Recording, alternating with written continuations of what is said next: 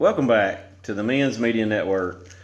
It's been a little bit since there's been an installment, and I apologize, but I have been super busy. I have been trying to keep the wheels of capitalism greased with my mowing and all the things that I have to do to make ends meet. I learned a long time ago you're only limited as how much money you can make as how much you'll get out there and hustle.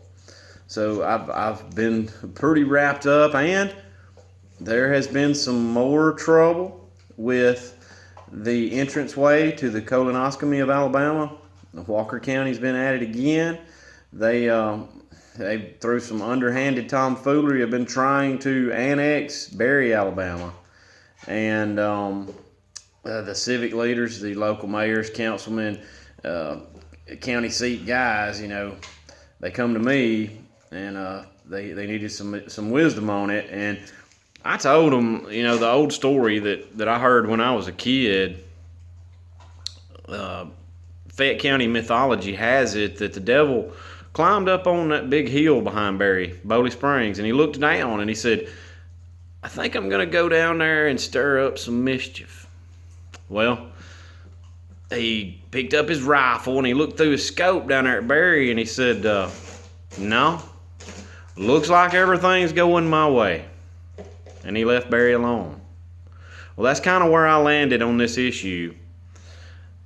I really don't love Berry, especially their head football coach and the rivalry that my alma mater and Berry have now. I'm just not all about it. So I told all the guys, I was like, look, let Walker County have them. What are they actually bringing to the table?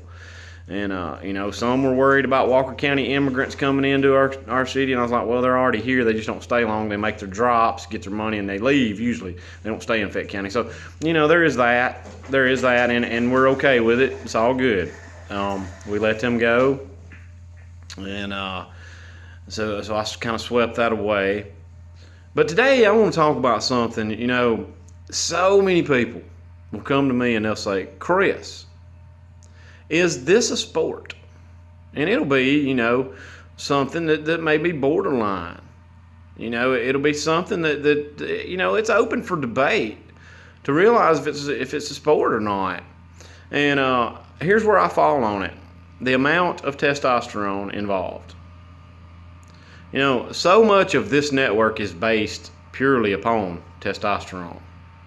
Now, I'm in no way, form, or fashion advocating the destruction of lawn furniture at a crawfish boil. I'm not. Sorry, Jennifer. But, our testosterone drives men to do what we do a lot of times. And it makes for better sports. You look at the history of our sports. We hit things with sticks. We hit each other. We blow stuff up. Maybe that's not a sport. But we do a lot of things that are seemingly, to the uneducated or un-American, violent. It's not violent. It's the American way. It's what we've always done. We hit. We run. We collide. We love it. That's what we do. So, when somebody asks me, "Chris, is fishing a sport?" No, it's not a sport. It's a very skilled activity or hobby or pastime. I got to fish a little bit over the weekend. Loved it. And I could be the best fisherman in the world, but I'm not an athlete. I could be the best at anything. I could be let me think.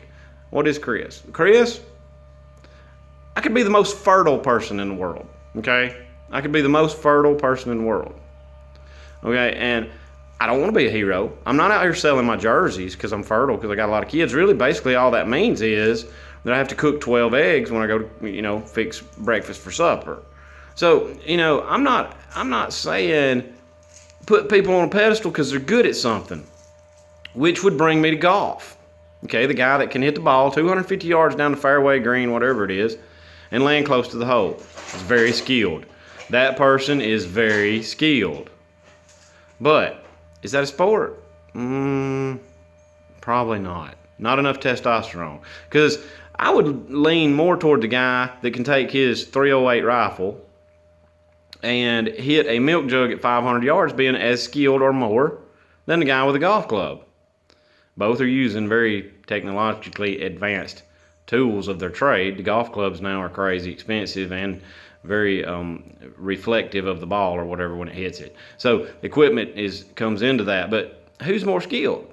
The golfer or the guy that can hit the milk jug? Now, that guy that can hit the milk jug, he's not wanting to be your hero either. Actually, if he's in the military, he's an average sniper. If he's a civilian, he's a darn good shot. See what I'm saying? Let's not put people that are good at skilled activities, whether it be fishing or golf, on a pedestal. And let's not call those great sports of our time. Not enough testosterone. Okay. Now, soccer. Soccer could be everything that's wrong with sports today. Now, if your kid's playing soccer right now, don't make them quit. I'm not saying that. And if you're proud to be a soccer mom, you're deranged, but you're being supportive. So hang in there with it. But let's not produce any more soccer players. Soccer is not American, and it's not testosterone. We're not marsupials. We can use our hands. That's what we do. So soccer's not us. The most testosterone at a soccer match is when everybody starts fighting and setting their clothes on fire. But a lot of that's probably not testosterone. It's poor planning. Who ever thought it was a good idea for Israel to play Pakistan on Ramadan? Not a good idea. And clashes of cultures need not happen at sporting events. They call soccer matches. Soccer match. Okay. Let's go back to the earliest foundation of our country. Matches were duels, where two men met in the morning because one's honor had been degraded. Something had happened there that demanded satisfaction. And at these matches, the loser often would take a ball or a bullet or slug, whatever it was, to the gut and die 4 days later. That was a match. Then, let's look at boxing. I go back to my earliest childhood memories of Mike Tyson and Mike Tyson's punch out on Nintendo. Somebody's going to get hit or bit. Testosterone. It was there. Or Winston County Dragway. Hugh Scott, Scotty Cannon, Saturday night match race. Match race. Those were good times. That was testosterone. Okay. So, where you land on it being a skilled activity, you could say, well, Chris, what's racing? NASCAR? Is that a sport? It probably was when we had drum brakes and we raced on dirt. Now, not so much. Air-conditioned suits, built-in urinals, no, it's not a sport. Very skilled driving, maybe. But I see a lot of people whining because their car ain't set up right. Not enough time on dirt, that's all I know. Well, then you can say, well, Chris, if testosterone's the problem, what about steroids?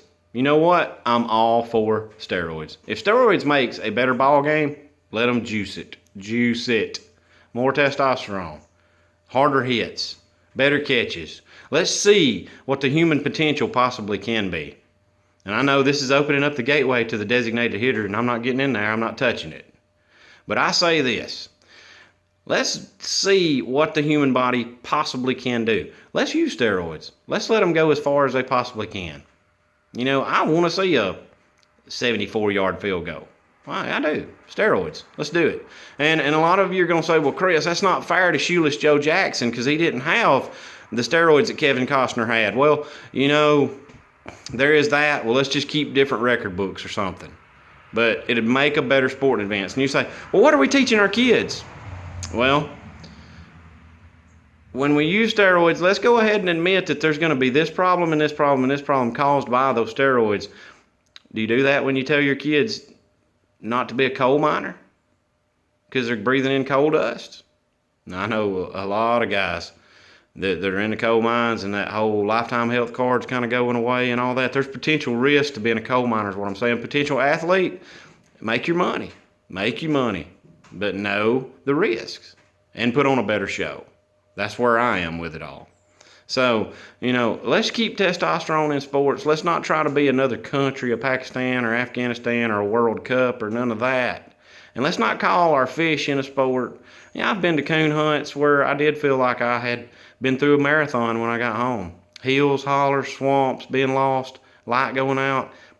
I never once said, look, I'm the Kobe Bryant of coon hunting. Never said that. Never will. So So anyway, that's today's segment. Let's keep testosterone in sports and the devil out of Barry, maybe. He may be already there, don't know. But anyway, love all y'all. Catch you on the next installment. And to all my homies in the county in Cell Block 6, look here. Y'all probably got way too little sports and too much testosterone. If y'all get out of there, let's play some wiffle ball. Peace.